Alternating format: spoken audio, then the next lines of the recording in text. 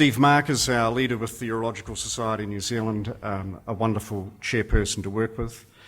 And we've also got Mark von Dadelson and Graham Woodside, who have both spoken briefly this morning, and it's true that the Prostate Cancer Foundation is very well represented and have been a strong force which has been pushing the work forward, so thank you. And also in the room today we have one of the Ministry of Health's most outstanding managers with Vary Porteous. Vary really helps drive this program along and keeps us honest, and I'm wondering whether that's why Vary is here today. You never know. But very wonderful to have you here as well.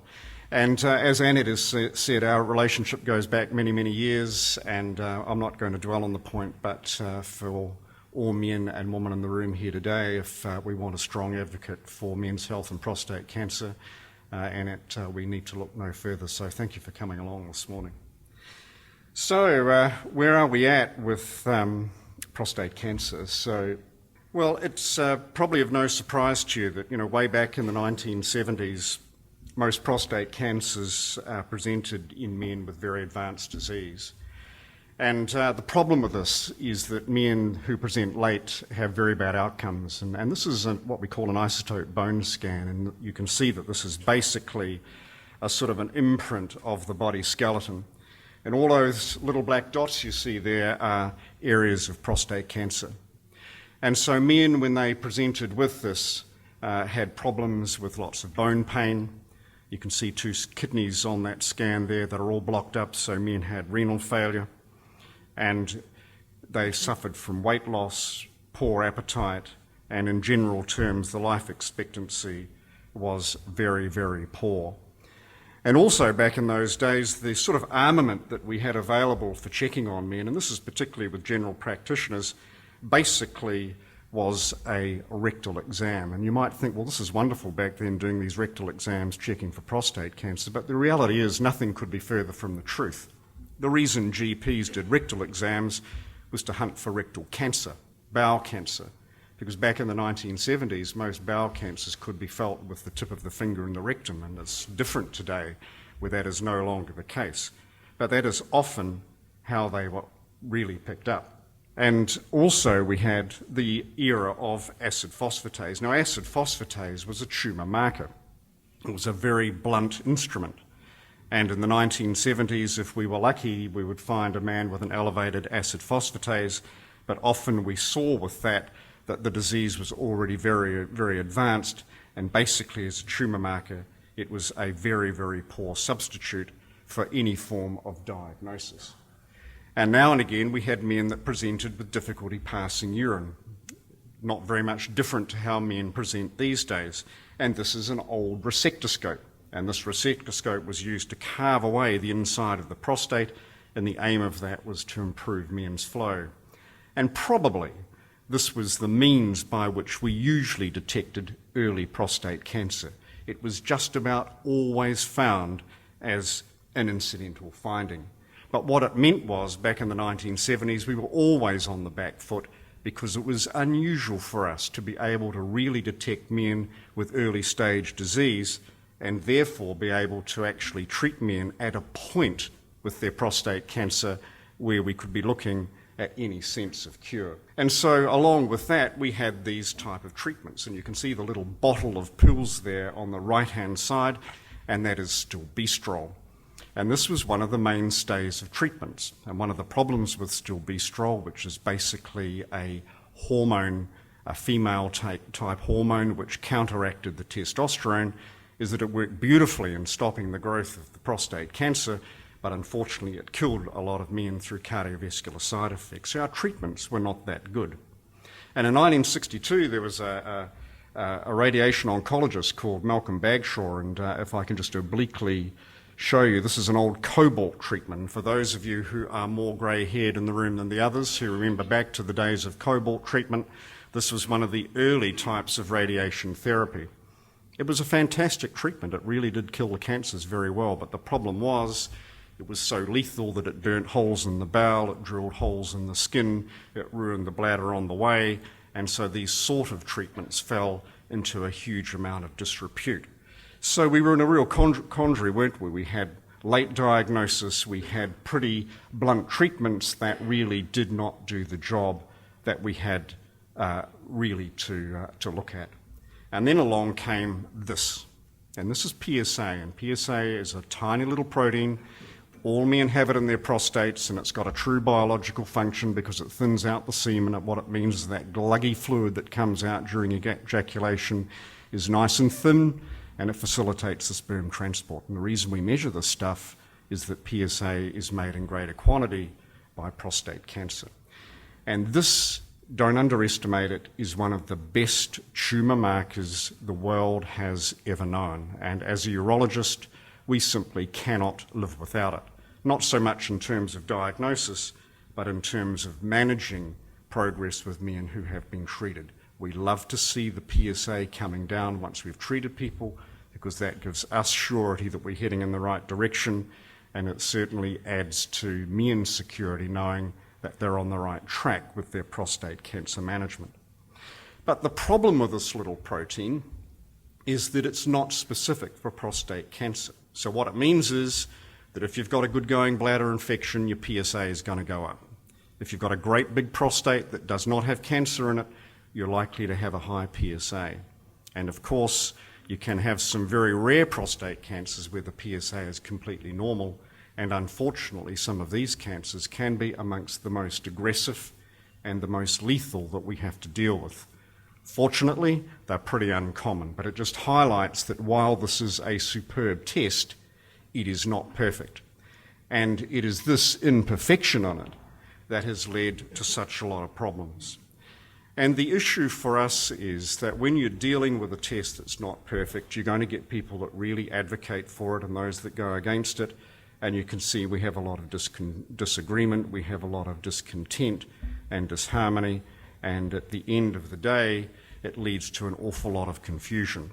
And the problem for all of us in the room here today is that if urologists start getting into a little bit of disagreement, and I can promise you our primary care physicians, the general practitioners, get into a real major problem with this, how on earth, as men and their families, how on earth are you going to cope in an environment where there's no general agreement in terms of the way forward with diagnosing prostate cancer? And so where we come to is that this has become a national issue. And as Annette beautifully outlined for us, this has gone through several stages through the Health Select Committee. And at that time, it was quite rightly, I think, determined that there would not be a national screening program, but that a lot more attention needed to be paid to prostate cancer. And the outcome for that was the establishment of the Prostate Cancer Task Force. That task force made several recommendations, and where we are today is with an awareness and quality improvement program where we are starting to improve men's lot in life. And so the problem we have is outlined there very, very clearly. The issue with prostate cancer is we need to pick it up early in order to cure it, and that's a bit of a no-brainer, and that makes prostate cancer no different to any other cancer. The earlier you pick it up, the easier there is going to be cure. We also need to recognise those men at risk. And if you've got a family history of prostate cancer, you need to put your hand up, because you are going to be a guy that's going to be in the firing line. If you've got a brother or two brothers, for example, with prostate cancer, you've got a 50% risk. If you've got two brothers and your father's got prostate cancer, if you live long enough, you are absolutely going to get that disease. So we can pick men out who we really need to follow a lot more closely. And we also need to understand about PSA, the rectal exam, which is not perfect. A lot of cancers that we want to pick up are diagnosed before the rectal exam becomes abnormal. We don't really want to be diagnosing prostate cancer where the finger in the rectum shows a big, hard, craggy mass. Ladies and gentlemen, that is too late in the piece. We don't want abnormalities. So we need to pick things up early. And this really boils down to the quandary in terms of what we are dealing with. And so in terms of the fundamentals as to where we are, in terms of putting out guidance, and this is the work that we have been doing with the program with the awareness and quality improvement, the first thing is we've got to have a consistent message. And I think this is where Mark von Dadelson's been coming from a lot. We don't want any controversy. It's got to be in plain language, and everyone has got to be talking the same language. The other thing is that this has got to be really culturally sensitive, and there is absolutely no doubt that the work we have done with the awareness program, with the representatives from our Pacific community and our Maori community on board, have really taught us a lot about the importance of taking into account the cultural diversity and the importance of really making this part of the program. The other thing that we learned from our GPs is that when we're putting out guidance for them to work by, they do not want an encyclopedia. It's got to be a one-page on the desk, very, very clearly understood. And so the work we've done at the moment, you've heard from Mark that we've got out some information on active surveillance. Right with the College of GPs at the moment is the most important document of all, which is the guidance about men seeing their GPs and which men need to be referred. So we are right there at the cusp, and this sort of information is about to come out. The other trick, and this is actually my role as chair of the group, is to make sure we've got everyone talking together. And you see we've got three big players on the board there. We've got the Ministry of Health, this large, better choose my word here very well, but let's say it's a large dinosaur, slow to go forward and rather massive. We've got to get the ministry on board. We've got to get the College of GPs on board over here, and they've got a lot of members. You know, the College of GPs, big organisation. And then we've got the small guys. That's me and Stephen Markon, our colleagues. There's only about 40 of us in New Zealand. We're the Urological Society. But you've got to get these groups talking together. And once you've established that dialogue, you know, the rest becomes pretty easy. And I think it's fair to say that the relationship between these three groups here is absolutely outstanding. And it happened pretty quickly. And as a result of those relationships, I can look you all in the eye and say things are definitely going to happen. And you're about to see it hopefully in the next few weeks with that GP guidance. That is the critical thing in terms of helping men and their families. If you can get into the GP and the GPs know what to do, and they're not confused, and they're not angry, and they're on side, hey, then we're all on a winner, aren't we? So what the guidance is all about is explaining to GPs so they can explain to you guys what the benefits and risks of testing for prostate cancer really are. The other thing is you've got to understand about the risks of doing this PSA blood test, and you've also got to understand about the risks of doing a rectal exam. What we mean by risks is that the chances are high that if you go and have a PSA blood test and it's abnormal, you're going to end up with a biopsy. And so we don't really want to be doing biopsies on 90-year-old men with abnormal PSA blood tests, okay? So this is what that is all about. It's pretty sensible. And then we have these things called the red flags. So if you've got bone pain or you've got kidney failure or you have other things that might represent much more advanced disease, then these are the things that the GPs must be aware of, and they need to communicate that to you, okay? And finally, what we need to do is have a system whereby that if you go along and want to get checked and your PSA blood test is fine and the rectal exam is fine, you need to have a pathway to follow so that you can actually not get dropped off but have a way through it. This is actually the one-pager that the GPs are going to have in front of them that are going to help them work men and their families through the issues of presenting for a prostate cancer check. The fundamental part of this is to make it simple. And so basically if a guy comes along and says, look, I want to get checked for prostate cancer, the GP may be able to look at this algorithm or this flowchart and work out exactly what to do. It's pretty simple. It's based on a PSA blood test and a rectal exam. And so if both of those are normal, there's a very simple pathway to follow which basically allows the man the option of getting repeatedly checked, or he may want out. If either the PSA is normal or the rectal exam is normal, we have two components. Abnormal rectal exam, very, very easy. The chances are high that that is going to be a prostate cancer. What do you do about it? You refer the man on. He needs to get seen. The abnormal PSA is a little bit more tricky because, as we have discussed, it may be caused by prostate cancer, but on the other hand, there may be other things like infection that can deal with it. So what do you need to do? You need to rule out infection. If the PSA remains high, then you can repeat it to make sure it really is an abnormal test. What do you do with those men? You refer them on. In this algorithm, if there's an infection present, treat the infection, repeat the PSA, and if the PSA goes down, you're fine. If it stays up, you might be dealing with a prostate cancer. What do you need to do? Refer the man on. So it's a really simple chart, and you might think, well, how does that take so long to develop? Well, the reason is you've got to get everyone on board, so people need to believe that this is the correct thing that we need to do, and at this point in time, we're right there. We've got people that want to do it okay.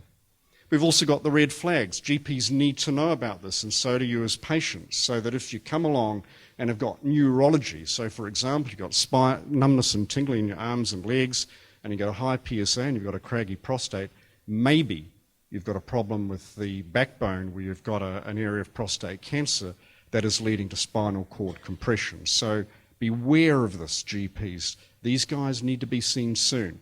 Similarly, if the kidneys aren't working, or you've got bone pain, or you've got blood in the urine where there's no evidence of infection, these are red flags. These are the little triggers where men need to be seen with a little bit more urgency.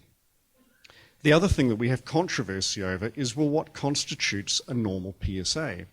And so we've come up with some guidance here on these particular levels, and at the moment we are working with the laboratory people to get national standardisation over what constitutes a normal PSA. It may surprise you, but if you come to Wellington and you have a PSA blood test done, what we regard as normal is different to what Steve Mark has down in Christchurch and different to what you guys do have up in Auckland. There's no national consistency with that. And that is a bit of a strange thing, isn't it? Small country like ours, everyone has different values for normal. That is about to change with these particular things. And the laboratories are on board, and they are very happy to work with us in getting that changed. If you do get prostate cancer, how quickly can you get into hospital? So there are guidance about what constitutes immediate referral. These are those men where we think might have spinal cord problems, so they need to get treated quickly. Otherwise, they can get permanent damage in terms of paralysis. We have areas where it doesn't need to be immediate, but you need to get seen pretty quickly. This is if your kidneys aren't working particularly well, if you've got bone pain that needs to be treated, maybe some blood in the urine that may constitute additional problems. So these also have now been agreed to. This is the first time we've ever managed to get agreement on what constitutes referral to a hospital. National consistency, easy for GPs, easy for men and their families to get hold of exactly what this message needs to be. And of course, we've got this whole bunch in the routine group, and there are going to be parameters in terms of time it takes to get in there. So that if you need to get seen with prostate cancer, it's no longer going to be acceptable for the hospital to look you in the eye and say, look, I'm terribly sorry, it's going to take 6 months. That's just not going to work. We're going to have much sharper time frames about getting men seen.